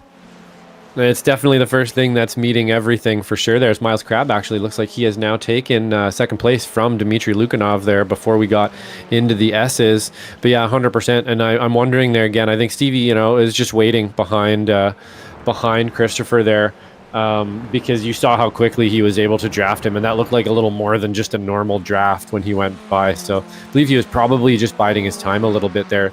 No need to make the pass quite yet, sort of thing. And then I just decided to make it now. So we'll see. Maybe we can get a replay shortly here of how this pass transpired, maybe into T1 or something. But it looks like Miles Crabb taking the position from Dmitry. Yeah, pretty simple move, I believe, from Miles Crabb to jump into that spot. He's had a good race, a good night overall in that 131 car. Lukyanov, nice and clean. Yeah, that's a driver right off the racetrack, a little bit farther behind. Not sure who in Is the that world. Joshua Justice, I believe? Potentially. He came back out. Yeah, he was out right in front of these racers. But things have gone awry once again. This is actually at the end of the back straightaway, heading down to turn number 10. And yeah, that's a big moment from him through the braking zone. He goes off the track, avoids any other bits of drama. I think that may have potentially, maybe it was Wayne Buttermore, because I'm hearing that he had to tow back to pit lane here. Let's take a look at this. It's in the right section of the racetrack. There's Casey Knight. Drifts over to the side. Contact made, and they spin off together in the grass. And that right there is a broken off rear tire for Wayne Buttermore's race car. Yep, you can't drive that back down to pit lane. Unfortunately for Wayne, that's going to take him out of contention. That is You know, I think Gilles Villeneuve did something very similar to that way back in the. I know Kimi Räikkönen did Bahrain many moons ago, but you can't do that in a Formula Ford because one thing that a Formula One car has over a Formula Ford is power. Meanwhile, Andrew Moran is about 30 seconds away from grabbing the win here in this race. Haven't even noted that we are on the white flag lap. So Moran on track for a W. Miles Crab and Dmitry Lukanov got to fight this all the way through to the very end. Let's look. That's Lukanov pulling out to try and get the move done. Here we go, side-by-side racing as they head their way down the backstretch into turn number 10. Lukanov going to get that move done, but Miles Crab got to slip back in tow. That could be enough for him to go back alongside. They wiggle and chase each other's tails. Crab tried to go for it, but not able to make it work. Meanwhile, Andrew Moran going to grab the W here in this race as I think Miles Crab is closing up to Lukanov. Contact made, giving it the old boot scoot boogie. Didn't work out. Lukanov still finishes at P2, but he gave it the old college try there. Stevie Ray, meanwhile, on track to finish this race in 5th is Jim Brewster right behind in tow, and Christopher Hamilton completing this trio of race cars running inside of the top 10. Got a real intense battle here involving Joe Cicchetti. This is himself, Kyle Schuch, and look at that. That's Spolman in the midst of it as well. Holy cow. That nearly ended in disaster on about 16 separate occasions, but they kept it clean into turn number 10, heading their way out the chicane now, under the bridge and under the hill. Now they're gonna go. That's Joe Cicchetti finishing this race in 9th. Kyle Schuch will finish in 10th. Seth Spolman completes out your 11th spot with David Fench completing that pack of race cars. Trying to see if there's any more battles. I think there may be one going on with a driver that I don't think we've talked about. It's Mike Key, and he may be battling here with Cole Lane. Not really close there. I think there's actually a swap with Byron Haynes. Here they go as they head their way across the lines, himself and Freddie Weaver. Weaver gets a nose out. All kinds of close finishes there, racing all over the track, almost impossible to keep up with during the race there, especially the back of the pack here has been. There's some sweaty drivers back here for sure. There's some people sweating right now, going for a cup of water for sure. After this one, being in close quarters with other drivers for that many laps around such a tight course, this place doesn't give you much of a rest, and being close quarters and these things like that takes a lot of energy, as we're going to see them kind of burn it down a little here at the end. And Stevie Ray actually solidifying that 5th place there, holding everybody off. So great finish for Stevie as well today. Yeah, pretty darn good drive from Stevie. Everybody having a good day here, apart from the people who didn't. But you know, that's neither. That's the way it goes. Yeah, exactly. The teammates didn't have a good one too. I believe the teammates today were both unfortunately in some incidents with some lap traffic there in the race. So that's a bit of an interesting one as well, taking out the teammates there. But that's really the only kind of attrition that we saw out there for the most part. Yeah, overall a pretty darn smooth day of racing here on Slow Motion Broadcasting for round number 1 of Group 3 action for the Ray Esports Club Racing League. And with everything taken care of, I think we can now take a look at your race results here for the second time tonight. We'll get it all up and rolling here with Andrew Moran grabbing the win. Dmitry Lukanov slotted in 2nd. Miles Crab completes your podium in 3rd. John Vogel will finish this race in 4th. Stevie Ray is classed in P5. Jim Brewster is slotted in 6th. Christopher Hamilton in 7th. Matt Thompson in 8th. Joe Cicchetti will finish this race in 9th, with Kyle Schuch completing your top 10. It's Seth Spolman in 11th. David Fench will finish this race in P12. Sean Young Dilworth is classed in P13. Freddie Weaver in 14th. Byron Hayes in P15. I apologize to Byron for some butchered pronunciations throughout the show. Edgar Sancinelli finishes this race in P16 in front of Travis Trussell in 18th, with Mike Key completing your first page of the results, slotted in P18.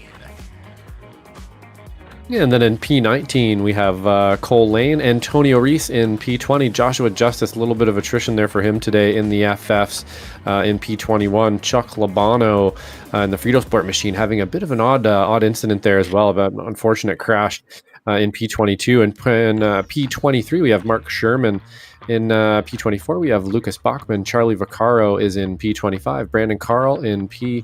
P27, Wayne Buttermore. Casey Knight, also lap traffic showing its head there in P28, 3 laps down. In P29, we have Jeremy Morgan. In 30th, Scott Russell. 31st, Brandon Dixon.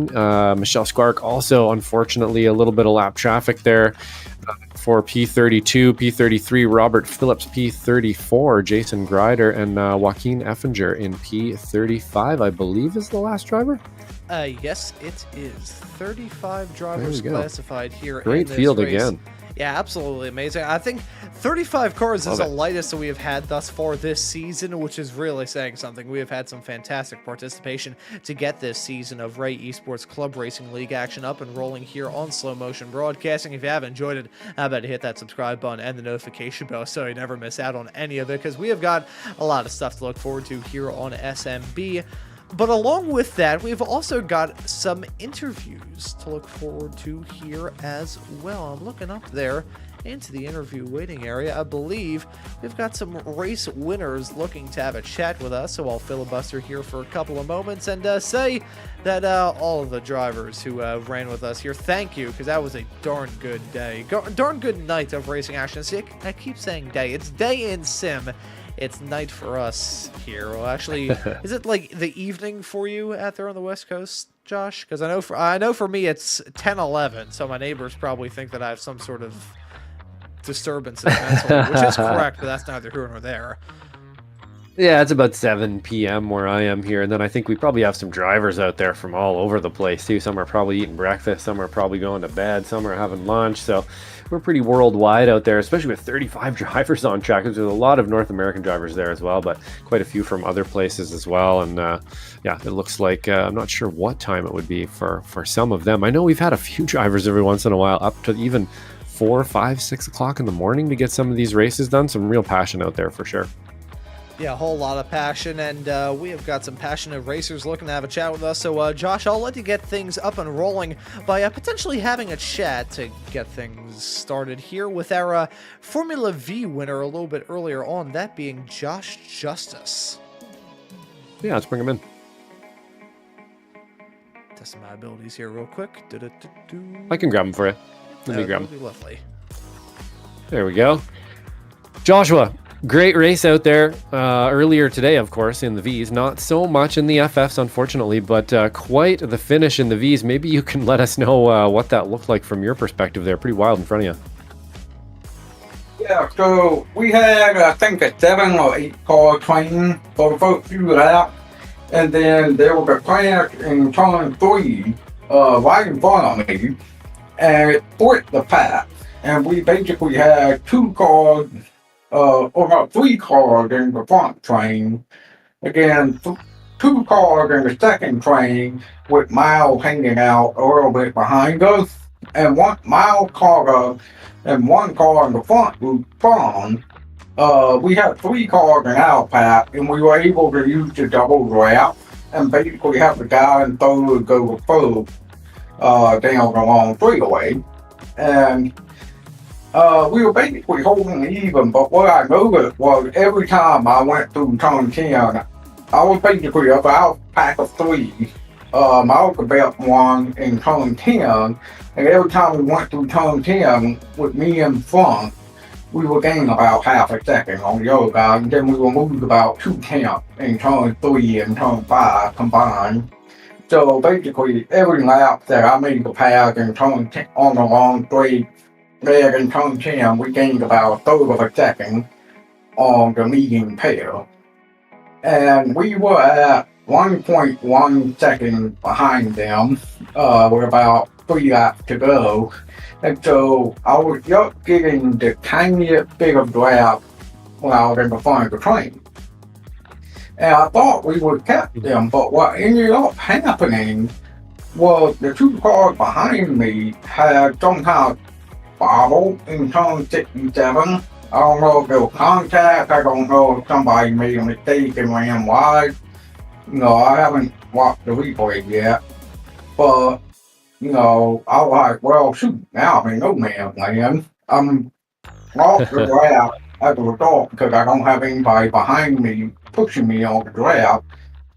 We don't bump draft, but you still get an advantage when you're in front of a training from a draft. And Right, you get so, a bit of one, yeah, for sure. Yeah, and so those two guys up front, I thought they were just gone. And I'm expecting, well, shoot, I'm going to finish in third. I can't be mad about finishing in third. And, I get in turn 10, and I know they're fighting for it and going side by side. And I'm thinking, well, maybe they can hold each other down enough that I can race them up the hill. No, they didn't quite out. Okay. Yeah, they sure did. They sure did. And we were watching there too. You mentioned, there's kind of an accordioning a bit like that. It looked like you guys were maybe going to catch that lead pack, and then it sort of leveled out back and forth every lap, like you're catching and then losing and catching and losing. So it's interesting to see how, or to hear you say exactly how that looked for you, because it's kind of the same thing for us there, but not so much luck in the FF race after, of course, being a pretty difficult track here, a small track for so many cars. Even if they are tiny, we were mentioning, even the FF feels big around a track like this, it being kind of an old sports car track. But I guess what we're looking forward to the next race. Where are we headed next for, what is it, group 4 next, Ron? Am I putting you on the spot here big time and you don't know the answer to that, or what's going on at our next one? That is a fantastic question that you raised there. Group 4 action for the Ray Esports Club Racing League going to be next time at Circuit of the Americas, and that's going to be Group 4. That's the GT4 endurance races, 80 minutes long. Still looking for sponsors, I believe, but that'll be where the Ray Esports Club Racing League goes next. Excellent. Right on. So you'll be joining us for that one as well, Josh, or not so much? Yeah, I should be there. It'll be interesting because that'll be the first race I've done with the new EC4 tires. Okay. Made the tires, got less grip and the cars have more power, so they're a little faster in a straight line, a little slower in the corner than what they used to be. Okay. I'm hoping that worked out in my favor. I haven't driven them yet. It'll be interesting. Koga, that's gonna be a hard track for 80 minutes with the track limit situation that got free. Yeah, that combo sounds, that would be a difficult one for me for sure. Not my favorite combo at all, but great racing today, Josh. Good win on the first one, not so much in the second one, but hopefully we'll see you out for the next one. Is there anybody you'd like to thank out there before we let you go? Want to thank people sponsoring it with the FormulaV.com and Roxanne Headers combo. Roxanne Headers, I know, makes the header for most of the Formula V that you see out on track in the United States. They're very, very popular. I've driven and raced vintage Formula V, and they got the headers on. A lot of fun in real life. The bigger hammer guys do a great job changing the cars up. If you're in Texas, you want to run vintage cars, you can hit up bigger hammer. They've got the lead for ramp. Cool. Right on, Josh. So we'll see you on the next one, and great racing today, man. Yep. Cheers. Right on. That was Joshua Justice there from, I believe it was a good finish in the Vs. Not so much today in the FFs, but nonetheless, good showing out there today for sure. Who else do we have there? I believe we also have our Who'd you like to talk to? Winner. Yeah, I'll take the next interview here, and we will have a chat with our Formula Ford winner today. That being Andrew Moran, who's going to join us here in the commentary booth in just a moment. Andrew, welcome into the broadcast booth, and congratulations on the win here in the Formula Fords. Before we talk about this FF race, though, I want to ask you about the Formula Vs and some drama that broke out there right at the very end. Yeah, it was interesting. I think it was just kind of like a racing incident. I cleared him in the braking zone, and then I feel like he released the brakes, but I mean, I definitely squeezed them, so I don't care. It was hard racing, and it was fun. Lots of adrenaline that last lap there, but the Formula Vs around here was pretty boring, I'd say. But these cars, the FFs, are a lot of fun.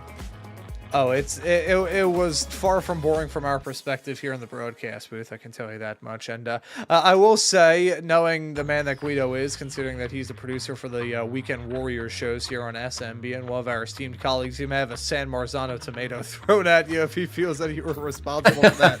But nonetheless, Andrew, do want to ask you about the Formula Fords, because that looked a bit more tame at the very end, with the drama breaking out around and you just driving off into the sunset.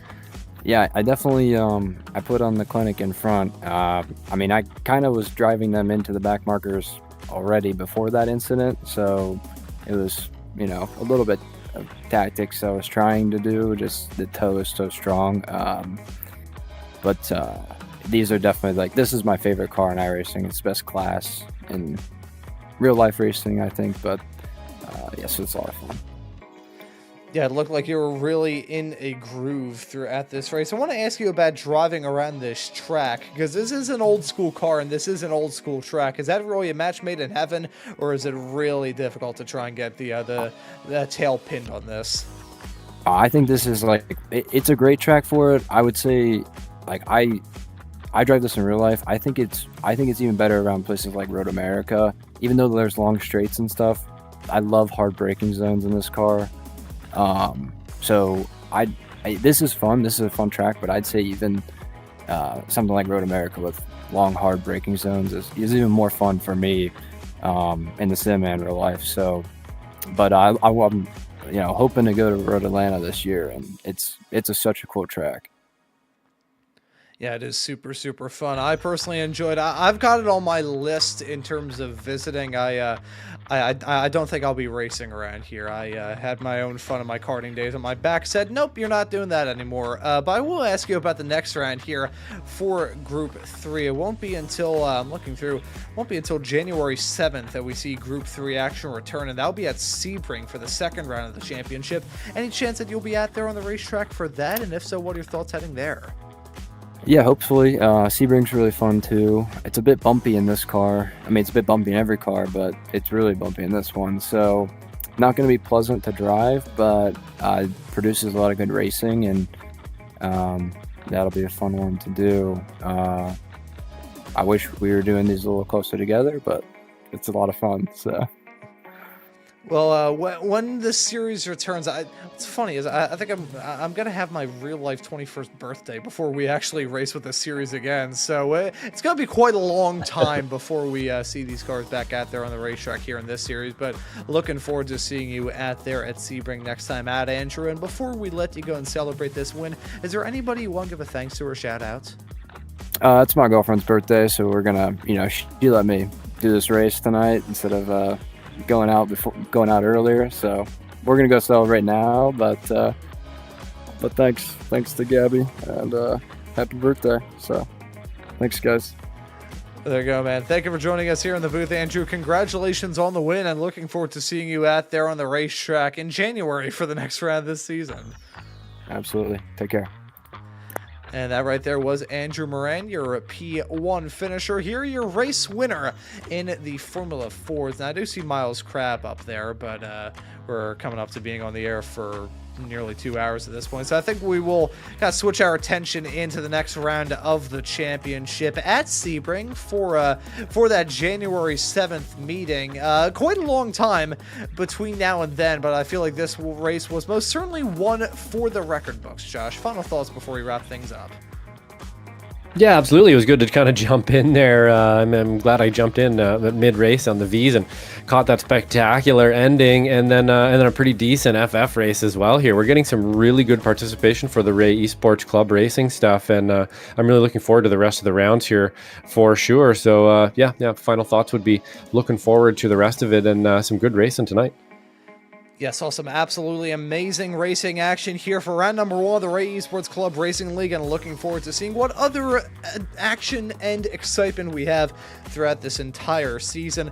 And we got a lot of stuff between now and the end of this iRacing season in about a month's time at the start of December, when we switch our attention from Season 4 of 2025 into Season 1 of 2026. We'll just run through some of the upcoming shows once again. On Saturday at 2:40. I'm so used to saying 3:30 Eastern that I need to get used to the change in times. At 3:30 Eastern, we're gonna see that I did again. At 2:30 Eastern, the Formula V is going to be running at Lebanon in the rain. Just hit the subscribe button and the notification bell so you know when we go live. I know when we go live. It's just that the brain cells aren't firing at the right time I need them to be. Formula Ford is going to be running at Oran Park this weekend, along with the Spec Racer Fords running at Imola. The Liberty Bell League is going to be returning with the second round of their championship at the Charlotte Roval this upcoming Sunday night. You'll be able to catch SCCA stalwart Tom O'Gorman on the call with that, along with DJ Alessandrini. He's a pretty nice racer as well, and a nice guy, and pretty good commentator as well. You'll be able to also see Michelle Lynn out there on the racetrack, I believe, with that series as well. SRG F4 action going to be at Snetterton on Tuesday, November the 18th, with next Wednesday, really having it booked out. The XMS Ferrari Road and Oval Challenge going to be running at IRP, SRG F3 action at Watkins Glen, and depending on sponsorship, you may potentially see round number 1 for Group 4 of the Ray Esports Club Racing League, the GT4s, running at Coda as well. But even if not, you still got a lot of Wednesday actions to look forward to, along with the Formula Vs and the 10th round of their championship, I believe, running at Alton Park on Saturday, November the 22nd. So that's all the stuff coming up here on SMB. Gives you a very good reason to subscribe and hit that notification bell so you never miss out on any of the racing action.